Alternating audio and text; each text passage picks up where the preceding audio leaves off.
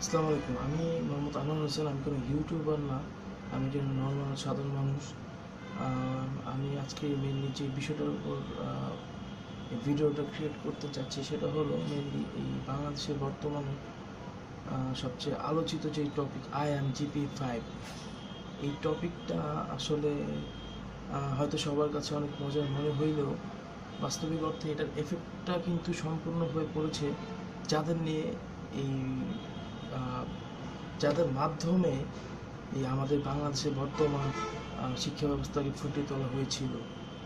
যেমন ধরুন, যে সাংবাদিক ভাই এই ভিডিওটা করেছিল এই যেই ছেলে মেয়েদের নিয়ে, সেই ছেলে মেয়েদের বর্তমান অবস্থাটা কি এখন কেমন আছে সেটা কি একবার আমরা ভেবে দেখেছি? যেমন ধরুন, ওই ছেলে মেয়েগুলো তো আমাদের মতো মানুষ, তাই না? তো বর্তমানে বাংলাদেশের শিক্ষা ব্যবস্থা তুলে ধরতে গিয়ে উনি তো ডিরেক্ট ওই ছেলে মেয়েদেরই ফোকাস করেছেন ক্যামেরার সামনে। তো ওদের ফ্রেন্ডস, ফ্যামিলি মেম্বার্স, আরও যারা ছিল, তো তারা তো ওদের দেখেছে, তাই না, ফেসবুকে ভাইরাল হওয়ার কারণে। তো এতে ওদের বর্তমান জীবনটা কেমন হয়ে গেছে সেটা একটু ভেবেছেন? যে সাংবাদিক ভাই তার টিআরপি বাড়ানোর জন্য, এই টেলিভিশন, তার মাছরাঙা টেলিভিশনের টিআরপি বাড়ানোর জন্যই তো সেই ভিডিওটা করেছিল।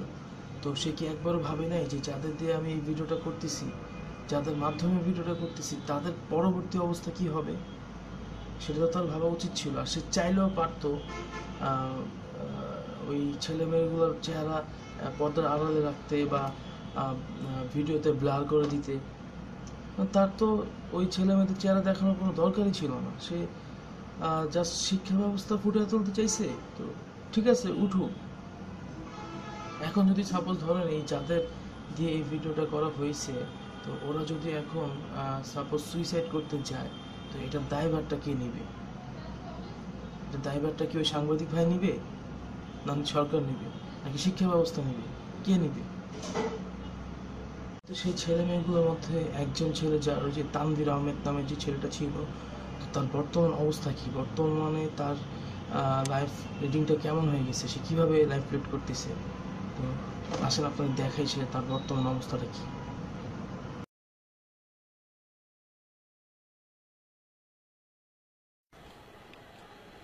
আসসালামু আলাইকুম।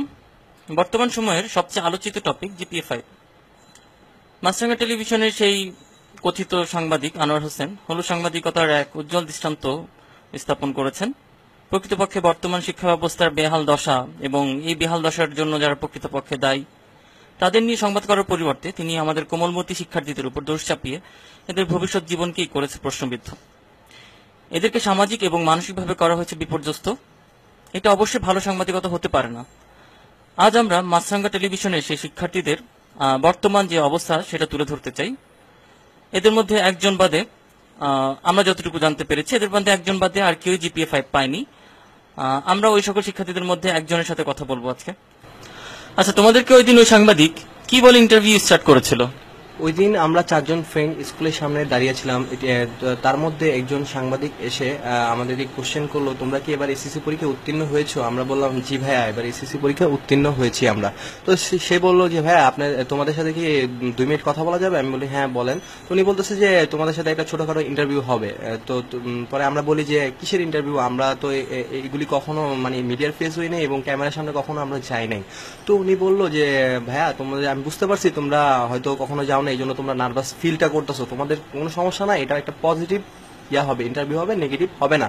তোমরা এটা নিয়ে টেনশন করো না। তো আমরা ফার্স্টে আমরা রাজি হই না, তো আমাদের অনেক কথা বলে রাজি করায়। আচ্ছা, তোমাকে ওই দিন যে কোশ্চেনগুলো করা হয়েছিল সেগুলো খুবই সাধারণ কোশ্চেন ছিল, তারপরে তুমি সেগুলোর অ্যান্সার ঠিকভাবে দিতে পারোনি, এলোমেলো করে ফেলছো কেন? ভাইয়া আমি আপনার সাথে একমত, কিন্তু আমি খুব নার্ভাসে এবং মানসিকভাবে খুব প্রেসারে ছিলাম, যার কারণে আপনারা দেখতে পেরেছেন আমার কোশ্চেনগুলি এলোমেলো হয়ে গিয়েছে। আচ্ছা, তুমি বলছো যে তুমি খুব মানসিক প্রেসারে ছিলা, তো এই মানসিক প্রেসারটা আসলে কেন তুমি ফিল করছো? আসলে আমাদেরকে যেভাবে কোশ্চেন করছে, কোশ্চেনগুলি খুব ইজি ছিল, এটা আমি আগেও বলেছি। তো হয়েছে কি, আমাকে যখন কোশ্চেন করে জিপি এর পূর্ণরূপ কি, ফার্স্ট কোশ্চেন থাকে আমাকে বলে যে কোশ্চেনটা, তখন আমি বলি যে আমি একটু ভাবার, তখনই উনি বলে ক্যামেরা কাট করতে বলে যে এত সময় তো নেওয়া যাবে না, তোমাদের ভিডিও মানে কাজ চলতেছে, তো তোমাদের প্রবলেম হবে। তো আমি ভাইয়া বলতেছি যে ভাইয়া, এটা একটা কোশ্চেন করলে, এটা সাধারণ জ্ঞান বা যে কোশ্চেনই করেন আপনি, এটা ইজি হোক বা হার্ড হোক, অন্তত 10 সেকেন্ড সময় লাগে তাকে তার ভেবে অ্যান্সার দিতে হয়। হঠাৎ করে কেউ কিন্তু অ্যান্সার দিতে পারে না। তো সেই ক্ষেত্রে সে আমাকে বলে যে তোমাদের একটা টিপস শিখে দেয়। কি টিপস? তোমরা যদি কোনো কোশ্চেন পারো না বা ভাবতেছো, সময় লাগে কোশ্চেন ভাবতে, অ্যান্সারটা দিতে, তো তোমরা ডাইরেক্ট বলবা জানি না। তুমি কোন গ্রুপে পড়াশোনা করেছো এবং তোমার রেজাল্টটা কি? আমি কমার্স গ্রুপ থেকে পড়াশোনা করেছি এবং আমার পয়েন্ট হচ্ছে 3.61। আচ্ছা, তোমাদেরকে ওইখানে যে বলা হয়েছিল যে মানে 6 জন প্লাস পাইছিল, এটা কি আসলে সত্য? না, এটা আসলে সত্য না। আমি আসলে ভিডিওটা দেখার পর আমিও হোঁচট খেয়ে যাই, কারণ আমি যতটুকু জানি, যে যতটুকু জানছিলাম তখন, মানে ভিডিও যখন আমাদেরকে ইন্টারভিউ নেয়, জাস্ট একজন পায়। তো আমি এটার জিনিসটা সবার কাছে আস্ক করি, মানে সবাইকে জিজ্ঞেস করি যে আসলে সবার কি রেজাল্ট হয়েছে। তো বেশিরভাগই আমি অ্যান্সার দেখছি যে ওরা পয়েন্ট পেয়েছে, অনেকে 4 পয়েন্ট, অনেকে এরকম সামথিং পেয়েছে। এই প্রতিবেদনটা প্রকাশ হওয়ার পরে তোমাদেরকে নিয়ে ফেসবুককে বিভিন্নভাবে ট্রল করা হচ্ছে, মজা নেওয়া হচ্ছে। এই অবস্থায় তোমাদের আসলে মানসিক অবস্থাটা কি, মানে তোমার মানসিক অবস্থাটা কি? ফার্স্ট থেকে আমি শুরু করব। আমি যখন ফেসবুকে ঢুকি, তখন আমি দেখছি নানা ধরনের ট্রোল বানাচ্ছে, তারা বানিয়ে পাঠাচ্ছে, স্ট্যাটাস দিচ্ছে, অনেক নেগেটিভ স্ট্যাটাস, যেটা দেখে আমি খুব অবাক হয়ে যাই। এবং আমি যখন ওই সময়টা, আমি আপনাকে বলে বোঝাতে পারবো না ওই সময়টা আমার মধ্যে কি কাজ করতেছিল। আমি পুরো ভেঙে গেছিলাম, আমি মানসিকভাবে পুরো ভেঙে গেছি।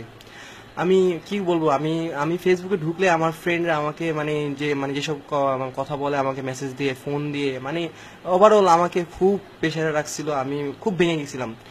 তো আমি 2 দিন ধরে বাসাতে বের হই নাই। আমি এর পরের দিন বের হয়েছিলাম বিকাল টাইমে। ভালো লাগছিল না আমার একা একা সারাক্ষণ বাসায় একা একা বসে থেকে। আমি যখন বিকালে বের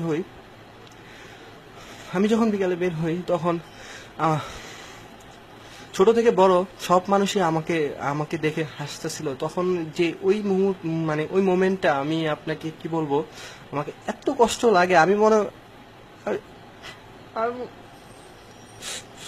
মনে করতেছি যে তখনকার মোমেন্টটা আমি মনে করতেছিলাম যে আমি অনেক বড় একটা অপরাধী, আমি এরকম একটা অপরাধ করছি যে কারণে সবাই আমাকে দেখে হাসতেছে, আমি একটা জোকার। আমি যখনই বের হই তখনই এই অবস্থা। আমি সরাসরি বাসায় চলে আসি, এরপর আমি বাসাতে বের হই না, আমি একা একা বাসায় বসে থাকি। আমি এরকম ভাবে প্রেশারে পড়ে গেছিলাম তখন, মেন্টালি ভাবে। আমি কি বলবো, আমি তখন চিন্তা করতেছিলাম, আমি যেখানে এই দুনিয়ায় যখন আমার দাম নেই, কারোর কাছে দাম নেই, আমি একটা হাসি আত্ম হয়ে রয়েছি, তখন আমি এই দুনিয়ায় বেঁচে থাকার আমার কোনো অধিকার নেই। আমি এরকম পর্যায়ে গেছিলাম যে আমি আমার নিজের রুমে আমি সবসময়, তখন তো একাই ছিলাম, তো আমি ফ্যানের দিকে তাকাইতাম আর ভাবতাম কি করব। এটা আসলে খুবই সত্য কথা যে ওই সাংবাদিক তোমাদেরকে যে হেয় প্রতিপন্ন করার উদ্দেশ্যে এই প্রতিবেদনটা করেছিল, এটা আসলেই মানুষ হিসেবে এটা করাটা ঠিক হয়নি তার জন্য।